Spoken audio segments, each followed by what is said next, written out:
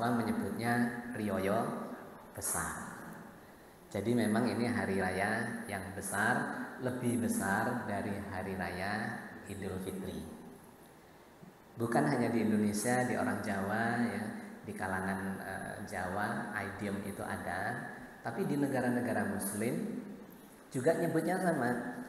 Idul Fitri itu disebut sebagai Id Shaghir, hari raya kecil. Sedangkan Idul Adha disebut sebagai Id Kabir, hari raya besar.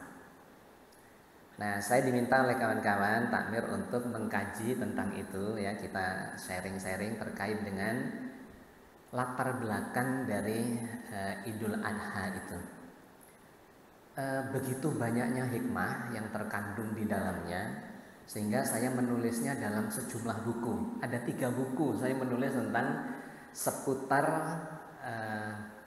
Idul Adha itu, mulai dari tokohnya ya, tokoh sentralnya yaitu keluarga Nabi Ibrahim, sampai makna yang terkandung di dalam pengorbanan dan kemudian ritual haji itu. Ini adalah puncak dari konsep keislaman. Jadi memang sangat banyak hikmahnya. Karena itu saya berharap kalau kita punya waktu ini tidak kita kaji dalam satu pertemuan, tetapi mungkin minimal 2 pertemuan. Jadi mungkin bulan ini dan bulan depan misalnya sebelum, karena ada kedalaman yang eman-eman kalau kita tidak mengkajinya secara mendalam. Hari ini kita akan mencoba melihat tokoh sentralnya seperti apa. Kisah Ibrahim, sang Khalilullah, Nabi kesayangan Allah. Ini luar biasa ya. Ini sebutan di dalam Al-Quran ini, Khalilullah. Bapak dan Ibu sekalian, tokoh sentral di dalam Islam adalah Bapak dan Ibu sekalian, Nabi Ibrahim adalah tokoh sentral di dalam agama ini. Bahkan bisa disebut sebagai pendiri agama Islam, atau minimal beliaulah yang mengawali risalah Islam yang sekarang kita kenal ini. Sebelum Nabi Ibrahim, agama ini disebut sebagai agama tauhid. Mulai dari Nabi Adam sampai sebelum Nabi Ibrahim, agama tauhid yang mengajarkan pokoknya Tuhannya adalah Allah. Bertauhid hanya kepada Allah, bukan kepada Tuhan yang macam-macam yang lain-lain. Tetapi nanti kita lihat dalam sejarahnya, sejak zaman Ibrahim inilah kemudian umat ini disebut sebagai umat Islam. Agamanya disebut sebagai agama Islam. Maknanya adalah berserah diri. Aslama, salam damai, aslam, berserah diri hanya kepada Allah. Nah, itu nanti disandarkan kepada peristiwa pengorbanan Nabi Ibrahim ya. Nanti akan kita coba buka sejarahnya, informasi-informasi dari kitab suci kita. Maka agama ini disebut sebagai millata Ibrahim, agamanya Ibrahim. Nanti itu akan menjadi 3 agama yang sekarang dikenal sebagai agama langit, agama samawi, agama Ibrahim. Agama langit itu adalah agama yang disandarkan pada wahyu. Karena agama selain agama Ibrahim itu bukan agama langit, tapi agama bumi istilahnya. Hindu itu adalah dari tradisi orang-orang India, sudah ribuan tahun, sekitar 8 ribuan sampai 10 ribu tahun, tradisi yang kemudian diformulasi menjadi sebuah ajaran. Buddha sama, itu adalah dari tradisi dan kemudian dikembangkan ya, dari Hindu itu dikembangkan oleh Buddha Gautama dalam perenungannya waktu itu, dan kemudian diajarkan sebagai agama. Di Buddha tidak mengajarkan tentang Tuhan, tapi lebih kepada budi pekerti misalnya. Konghucu juga sama, agama bumi. Tao, Zen, dan segala macam agama-agama itu adalah agama bumi. Tapi agama Ibrahim disebut sebagai agama langit. karena berdasar pada wahyu. Turun nanti kepada Nabi Musa, dapat wahyu Taurat. Turun nanti kepada Nabi Isa, dapat wahyu Injil. Keduanya mengalami penyimpangan dan kemudian diturunkanlah penyempurnanya, yaitu Al-Quran Al-Karim, diwahyukan kepada Rasulullah Muhammad Sallallahu Alaihi Wasallam. Agama langit, oke. Ini disebut sebagai agama Ibrahim. Yang membangun kiblatnya, kiblat umat Islam ini siapa? Juga Nabi Ibrahim. Nabi Ibrahim dan Nabi Ismail. Di mana Nabi Ismail itu sebetulnya terlahir dari istri keduanya tetapi menjadi anak pertama. Karena istri pertamanya tidak segera melahirkan sampai usia beliau 80-an tahun. Menikah dengan istri kedua yaitu Siti Hajar dan punya anak Ismail. Nah, bersama dengan Nabi Ismail ini mendirikan Ka'bah sebagai kiblat umat Islam. Yang ketiga, tolak ukur puncak keislaman itu adalah ibadah haji. Jadi kalau kita lihat dalam rukun Islam yang kelima adalah haji, syahadat, sholat, puasa, zakat, haji. Di dalam haji inilah terdapat pelajaran yang sangat kompleks, yang kalau itu kita explore, nah ini kita akan mengambil sesi yang berbeda nanti. Kita explore, maka kita akan mendapatkan pelajaran puncak dari Islam yang disebut sebagai berserah diri itu. Oke ya, jadi puncak keislaman ada di ibadah haji, di mana ibadah haji perintahnya itu, syariatnya itu turunnya kepada Nabi Ibrahim. Dulu Nabi Muhammad itu gimana? Ya Nabi Muhammad mengikuti saja apa yang diperintahkan Allah yang sudah dilakukan sejak zaman Nabi Ibrahim. Ya ini kita harus paham ini background sejarah dari ajaran atau syariat Islam ini. Yang keempat, ikrar yang dibaca sebagai doa iftitah di dalam sholat ternyata itu adalah doanya Nabi Ibrahim. Bayangkan luar biasa ya posisi dari Nabi Ibrahim itu. Nanti akan kita lihat pada bagian berikutnya. Dan yang kelima, pada saat at-tahiyat akhir kita membaca sholawatnya adalah sholawat Ibrahimiyah. Allahumma salli ala Muhammad wa ala ali Muhammad kama shallaita ala Ibrahim wa ala ali Ibrahim.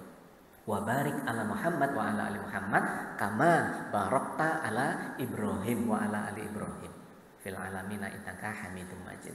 Ya Allah, sampaikanlah doa kami, salam kami, ya, segala macam keberkahan dan kebaikan buat Nabi Muhammad dan keluarganya sebagaimana telah Engkau berikan kepada Nabi Ibrahim dan keluarganya. Berikanlah barokah kepada Nabi Muhammad dan keluarganya sebagaimana kama barakta ala Ibrahim wa ala ali Ibrahim. Sebagaimana Engkau berikan berkah itu kepada Nabi Ibrahim dan keluarganya. Jadi Masya Allah, Nabi Ibrahim itu posisinya sentral di dalam agama ini. Nah, semua Nabi setelah Nabi Ibrahim itu adalah keturunannya Nabi Ibrahim yang melanjutkan risalah Ibrahim. Puncaknya, penutupnya, penyempurnanya adalah Nabi Muhammad Sallallahu Alaihi Wasallam. Oke ya, jadi kita dapat benang merahnya. Sehingga di dalam Al-Quran ini satu-satunya Nabi yang disebut oleh Al-Quran sebagai Khalilullah. Apa itu artinya Khalilullah? Kesayangan Allah. Wah, luar biasa sekali, sangat sentral ya, Khalilullah. Nah, Bapak dan Ibu sekalian, Ibrahim sang Khalilullah itu digambarkan oleh Al-Quran di dalam surat An-Nisa ayat 125. Wa man ahsanu dina mimman aslama wajhahu lillah wa huwa muhsinu wa taba'a millata Ibrahima hanifa wa takhadallahu Ibrahima khalila.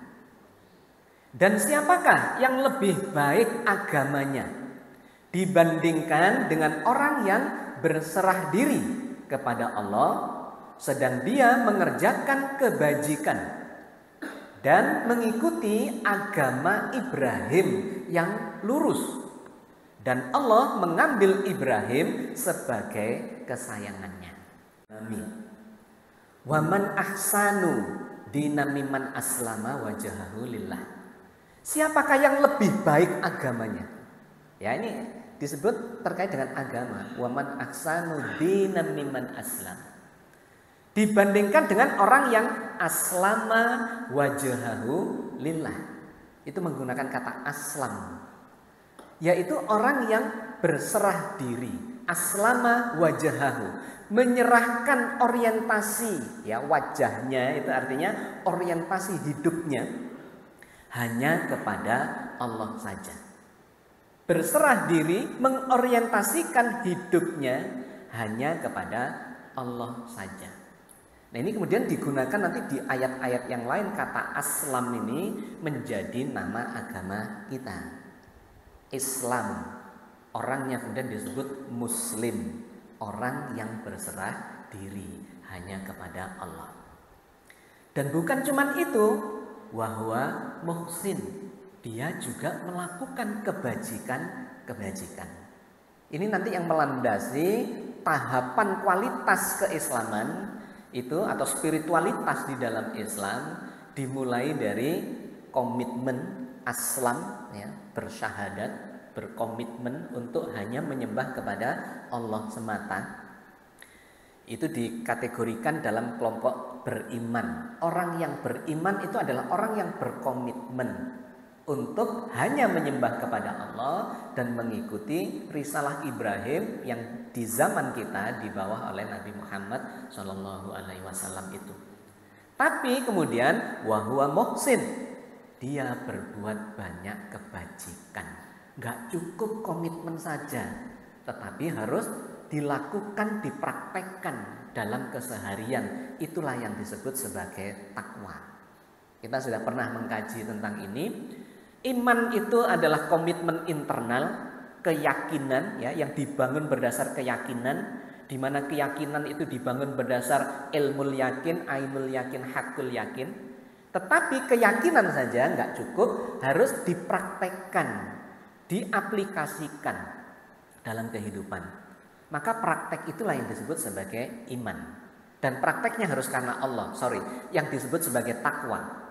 Dan itulah yang kemudian dikatakan takwanya adalah karena Allah. Ya ayyuhalladzina amanu taqullaha haqqa tuqatih wa la tamutunna illa wa antum muslimun. Wahai orang yang beriman, bertakwalah. Wahai orang yang yakin dan berkomitmen untuk beragama ini, bertakwalah kepada Allah dengan sebenar-benarnya. Jalankan, praktekkan dalam kehidupan ini. Dan menariknya masih ada satu perintah lagi, wala tamutunna illa wa antum muslimun, dan janganlah kalian kedahuluan mati kecuali dalam keadaan muslim, berserah diri hanya kepada Allah. Jadi ada satu level lagi setelah takwa, itu ada level puncaknya adalah berserah diri. Oke, itu nanti kita eksplor di sesi yang berbeda. Jadi Bapak dan Ibu sekalian, ayat ini ya menarik. Siapakah yang lebih baik agamanya dibandingkan dengan orang yang berserah diri, aslama wajahahu lillah, dan dia mengerjakan kebajikan-kebajikan, wa taba'a millata Ibrahima hanifa, dan dia mengikuti agama Ibrahim yang hanif, yang lurus. Gak belak-belok, gak usah toleh kanan, toleh kiri, lurus, madep, mantep, hanya kepada Allah. Nah, ini nanti ujiannya luar biasa ya. Dan Allah mengambil Ibrahim menjadi kesayangannya. Wa takhadallahu Ibrahima khalila. Allah mengambil Ibrahim sebagai kesayangannya dan kemudian menurunkan risalah itu sampai kepada kita semua. Bapak dan Ibu sekalian, di ayat yang berbeda kemudian kita mendapatkan penjelasannya. Dan tidak ada yang benci kepada agama Ibrahim, melainkan orang-orang yang memperbodoh dirinya sendiri. Jadi gampang ini bodoh sehingga gelem ngikuti agama Ibrahim ini bodoh. Itu Al-Quran dengan luar biasa menjelaskan bagaimana Ibrahim menemukan Tuhan dan seterusnya ya. Dan risalah ini adalah risalah dari fitrah manusia. Kalau ada seseorang tidak mau menjalankan fitrah kemanusiaannya, bodoh dia, katanya Al-Quran. Kenapa? Karena dia akan menderita hidupnya, bermasalah hidupnya. Semua yang diajarkan dia dalam agama Ibrahim ini adalah fitrah kemanusiaan. Mulai dari bertuhan hanya kepada Allah, Tuhan yang satu, itu fitrah. Kalau ada orang bertuhan kepada selain Tuhan Allah, apalagi Tuhannya banyak, itu nggak fitrah, pasti bermasalah. Nggak bisa memberikan argumentasi yang benar, yang lugas, yang masuk akal, yang bisa diterima bleng gitu ya oleh jiwanya. Nggak bisa. Ruwet ya. Tuhan kalau lebih dari satu pasti ruwet. Urusannya ruwet. Gitu. Tidak ada yang benci kepada agama Ibrahim melainkan orang-orang yang memperbodoh dirinya sendiri. Dan sungguh kami telah memilihnya di dunia, dan sesungguhnya dia di akhirat benar-benar termasuk orang-orang yang saleh. Ketika Tuhannya berfirman kepadanya, berserah dirilah. Ibrahim menjawab, aku berserah diri kepada Tuhan semesta alam, Tuhan yang satu. Ini puncak dari